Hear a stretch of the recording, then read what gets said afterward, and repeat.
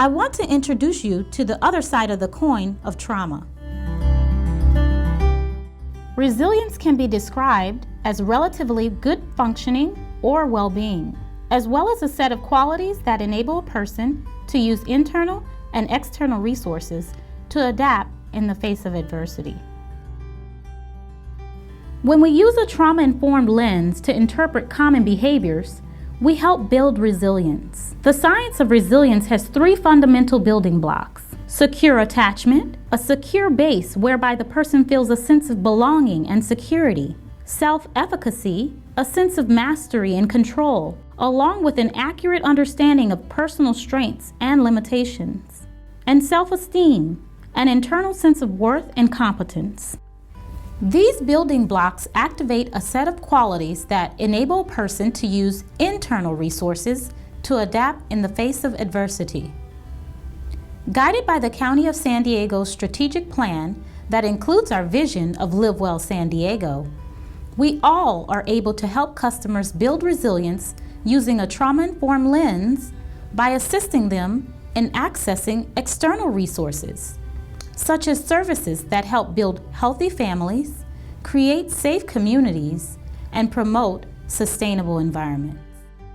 The following approaches can be used to support the building blocks of resilience. Cultivate a sense of safety.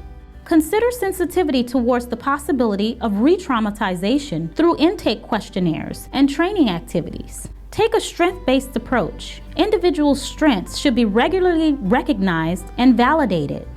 Focus on self-determination and empowerment. All individuals, particularly those with a history of trauma, need to feel in control of their own decisions.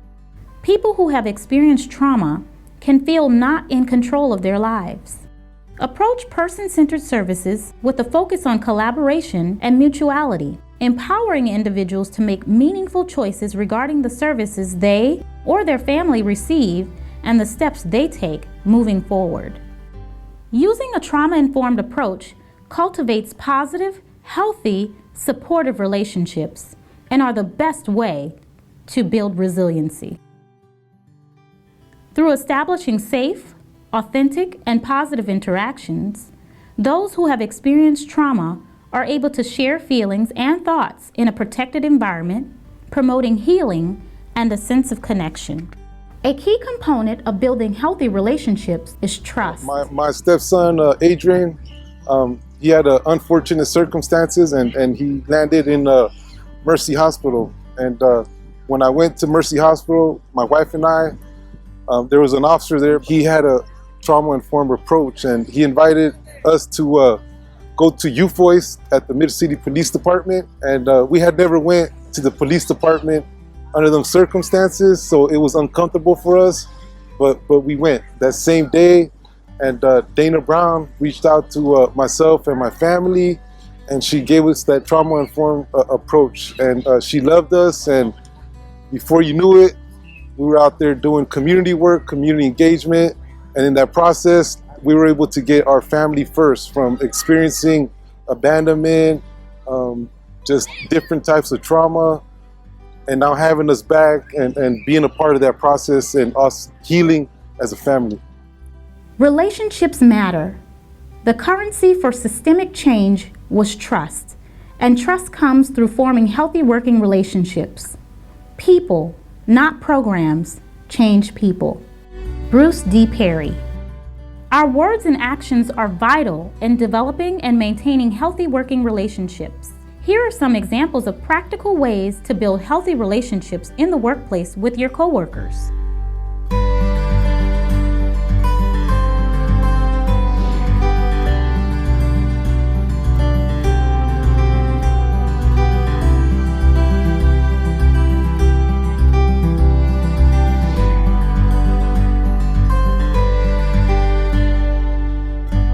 When interacting with people who have experienced trauma, assume a neutral position, avoid opinions, remain non-judgmental, refrain from giving advice, give information instead, practice acceptance, view challenging behaviors as coping skills. What helps? Interactions that express kindness, patience, reassurance, calm, acceptance, and listening.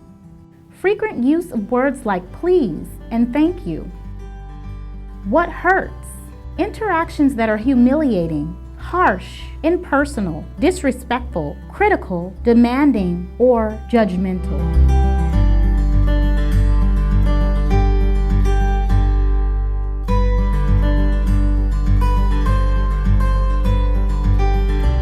Trauma-informed to me is basically having an awareness that people have experienced traumatic events in their life, near-death experiences, and being aware of that so that when you're engaging in communication with them or you're talking to them, that you're aware that they have a background, they come with something, but it's also about like not judging a book by its cover. People who have experienced trauma have the first-hand knowledge and experience of what has happened to them and how it affects them. They are also the experts when it comes to deciding what they need to recover. What we believe they need may differ from their beliefs. For example, we may suggest that stable housing should be a priority, but a client might disagree and prioritize finding gainful employment. Build relationships, positive, supportive, healthy connections. Honor voice and choice. Talk less. Listen more. Partner with people. Refer to resources. Request feedback. Ask how they feel, what they need or want, and ensure comfort.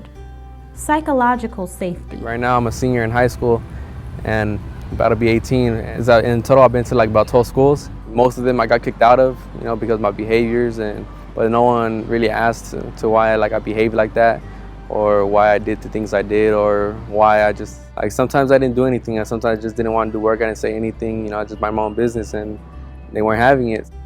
Let's take a look at the 3 areas you can apply trauma-informed practices.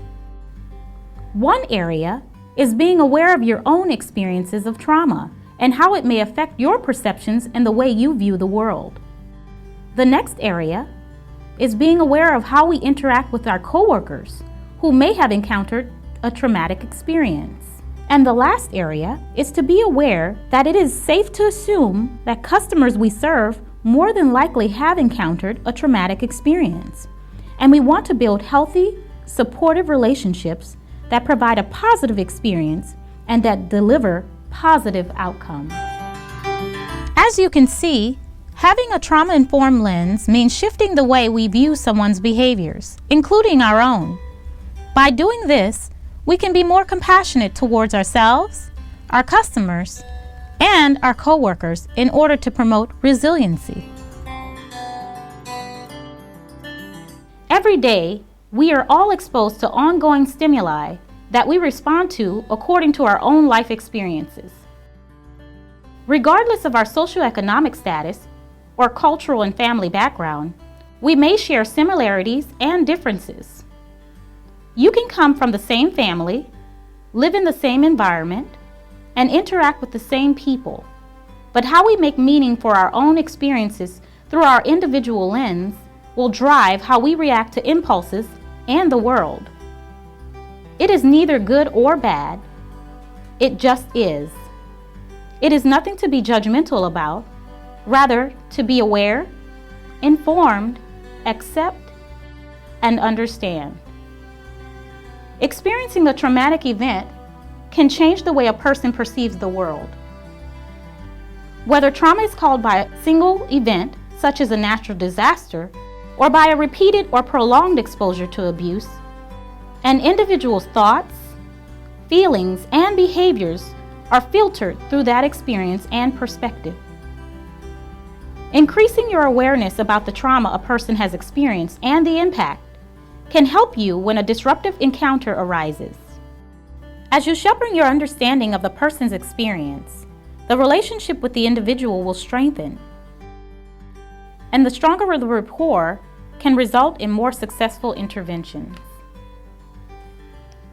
Here are some examples of using a trauma-informed lens to interpret common behaviors of a person who has experienced trauma.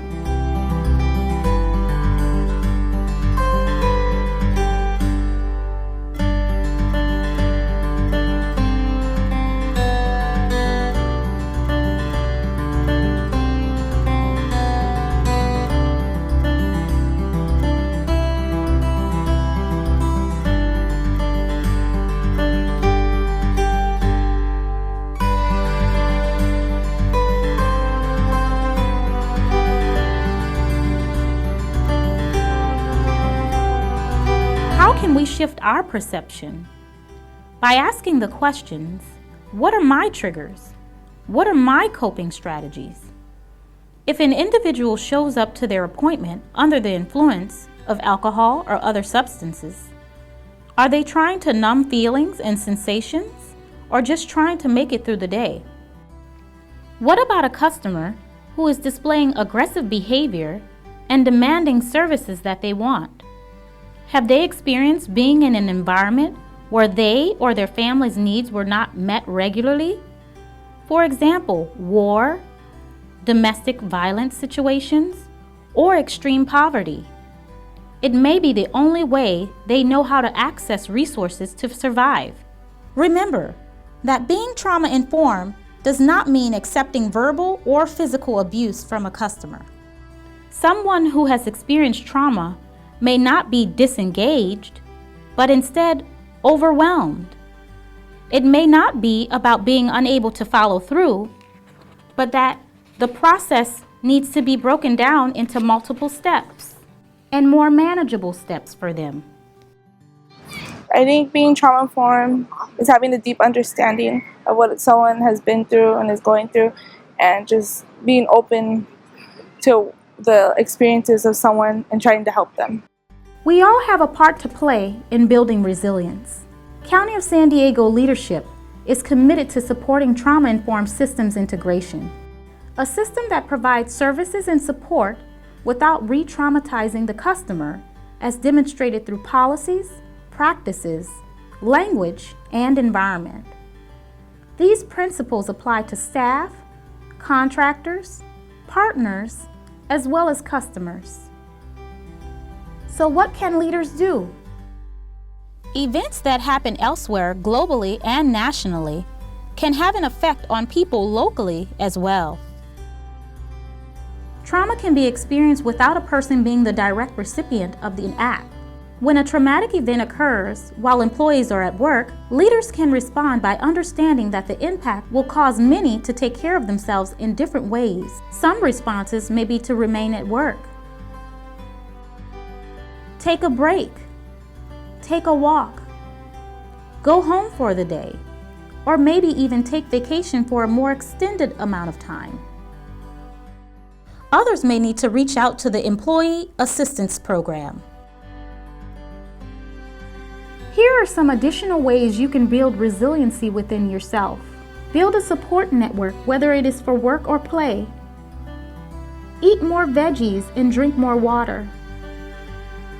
Exercise, walk, run, or even skip. Live to learn. Grow from the good and the not so good experiences. Here is a summary with a list of resources. This concludes your Growing Resiliency Within a Trauma-Informed Lens, e-learning 101.